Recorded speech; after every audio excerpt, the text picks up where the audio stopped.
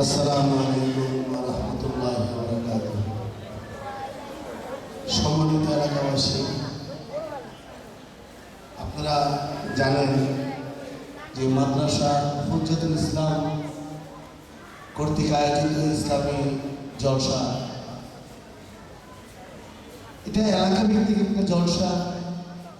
আমাদের বাচ্চাদের সারা বছর যে শিক্ষা দীক্ষা, এই শিক্ষা নিয়ে একটি প্রদর্শনীর আয়োজন করা হয়েছে।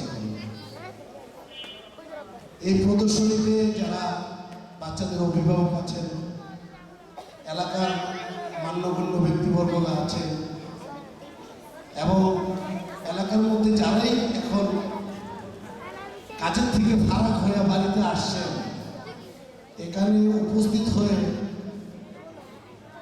আপনারা এই প্রদর্শনী দেখে বাচ্চাদেরকে উৎসাহ দেওয়া আপনার আমার একটি ইমানি দায়িত্ব আমি মনে করি।